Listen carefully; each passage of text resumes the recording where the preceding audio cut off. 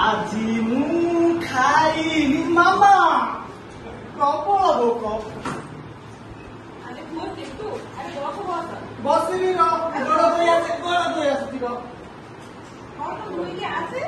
ପାଣି ଆଣୁଛି ଖାଇବା କରିକି ତୁ ଖାଇବୁ। କରୁଛୁ ମୁଁ ଏସବୁ ଖାଇବିନି ଜାଣିଛୁ। ହାତ ଟିକେ ଧୋ। ହାତ ଧୋଇଲୁ ତ ଧୋଉଛି। ଖାଇବା ଆଣୁଛି। ଆମେ କଣ ଖାଇବା କଥା ସବୁବେଳେ ତ ସେଇ ଖାଇବା ଦଉଛୁ। ମାମା ପ୍ରବଳ ଭୋକ। ଖାଇବା ଭାତ ଡାଲେମା ମାମା ପନିର ହେଇନି।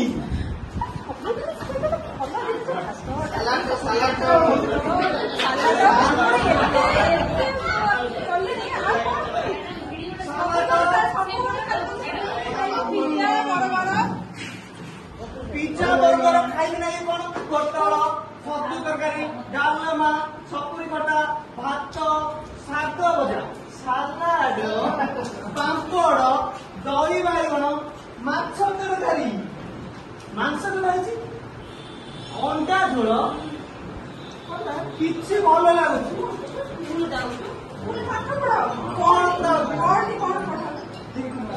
ପଢିଛି ହେଲେ ଖାଇବାକୁ ଇଚ୍ଛା। ଭାତରେ ଥାଏ ଶ୍ଵେତସାର ଯୋଗାଏ ସିଏ ଡାଲିରେ ପ୍ରଚୁର ପ୍ରୋଟିନ ଶରୀର କରେ ବୃଦ୍ଧି। ଠିକ ହେଲେ ଇଚ୍ଛା। ମାଛ ମାଂସ ଅଣ୍ଡା ସ୍ନେହ ସାରର ଘର ଶକ୍ତି ସହ ରଖେ ଚର୍ମ ଚିକଣ। ଏଟା ଟିକେ ଭଲ ଲାଗୁଛି। ପନିପରିବା ଫଳ ଶାଗରେ ଥାଏ ଜୀବ ସାର ନିୟମିତ ଭାବେ ଖାଇଲେ ଶରୀର ହୋଇବ ସୁସ୍ଥ ସୁନ୍ଦର। ମୁଁ କଣ ତ ସୁନ୍ଦରିଆ ପୁଅ ନୁହଁ?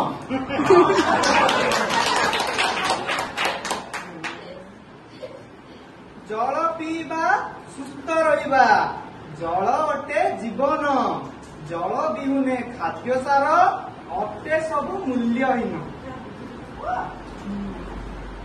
ହଉ ଏଥର ମୁଁ ସବୁ କଥା ମାନିବି ଏଇ ସବୁ ଖାଇବି ଖାଇବୁ ଖାଇବି ଆଉ କିଛି ଖରାପ ଖାଦ୍ୟ ଖାଇବିନି।